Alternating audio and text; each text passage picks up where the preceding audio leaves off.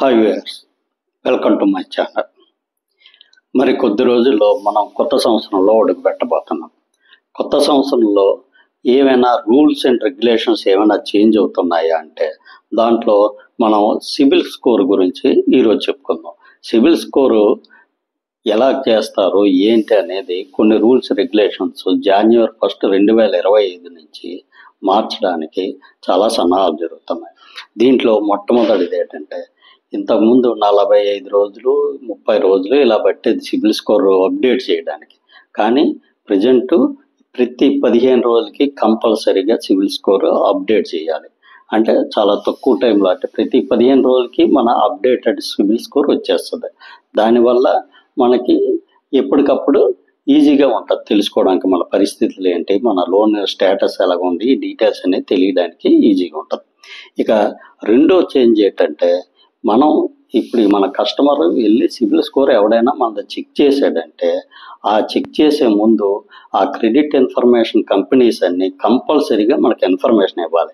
మీ credit score మేము check చేస్తున్నాము కాబట్టి మీ అప్రూవల్ కావాలని చెప్పి వాళ్ళు మనకి ఇన్ఫర్మేషన్ ఇచ్చి మాత్రమే వాళ్ళు మన క్రెడిట్ స్కోర్ చెక్ చేయాలి.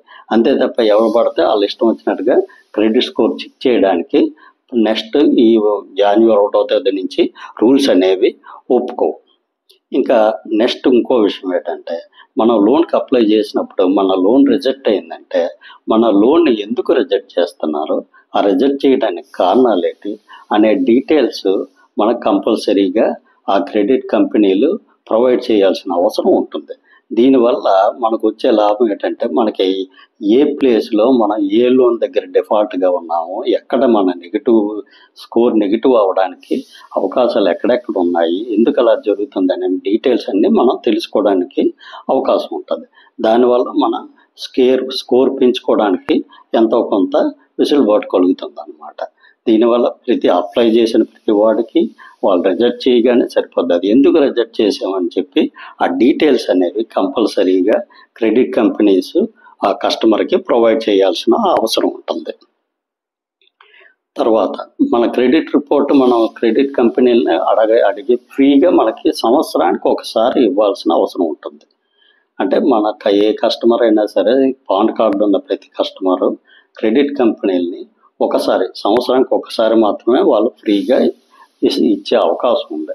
ఆ తర్వాత మనకు కావాలి, ఇప్పుడు పడితే ఇప్పుడు కావాలనుకుంటే మనం ఛార్జ్ చేసుకొని వాళ్ళ ప్రిస్క్రైబ్ చేసిన అమౌంట్ ఫీజుగా కట్టి తర్వాత మనం క్రెడిట్ రిపోర్ట్ తీసుకోవచ్చు. కానీ ఒకసారి మాత్రం క్రెడిట్ కంపెనీలు ఫ్రీగా మనకి డీటెయిల్స్ మన క్రెడిట్ రిపోర్ట్ని అందిస్తాయి. తర్వాత మన ఈ క్రెడిట్ కార్డ్ సంబంధించి రిపోర్ట్ సంబంధించి మనం ఏదైనా కంప్లైంట్ బుక్ చేస్తే ప్రతి క్రెడిట్ కంపెనీ ఒక నోడల్ ఆఫీసర్ని అపాయింట్ చేయాల్సి ఉంటుంది. అంటే ఏ కంప్లైంట్లు వచ్చినా సరే ఒక ఆఫీసర్ ఉంటాడు, కన్సర్న్ పర్సన్ ఉంటాడు. ఆ పర్సన్ వాడికి సంబంధించిన డీటెయిల్స్ అన్ని అడ్రస్ చేస్తాడు అనమాట. అంటే మనకి ఏ కంపెనీ అయినా సరే క్రెడిట్ రిపోర్ట్లో మనకి ఏమైనా అభ్యంతరాలు ఉంటే ఆ ఆఫీసర్ని కలిస్తే మనకు సంబంధించిన ఆ డీటెయిల్స్ అన్నీ ఇస్తారు.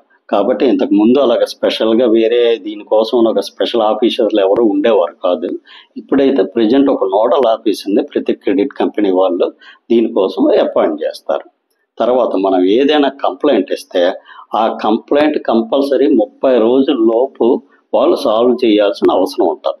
ఒకవేళ ఇన్ కేసు 30 రోజుల లోపు మనం అఫీషియల్గా రిటర్న్గా ఇచ్చిన కంప్లైంట్ మీద మనకు సొల్యూషన్ ఏమీ రాకపోయినా, వాళ్ళు స్పందించకపోయినా రోజుకి ₹100 ఫైన్ ఆ కంపెనీల మీద వేస్తారనమాట. అంటే దీనివల్ల ఏంటంటే మన క్రెడిట్ ఇన్ఫర్మేషన్కి సంబంధించి ఏ విధమైన ప్రాబ్లమ్స్ వచ్చినా ఇక నుంచి తొందరగా మన ప్రాబ్లమ్ సాల్వ్ అవ్వడానికి ఛాన్సెస్ ఉంటాయి. ఇది January 1, 2025 నుంచి కొత్త రూల్స్ ఇంప్లిమెంటేషన్ జరుగుతుంది.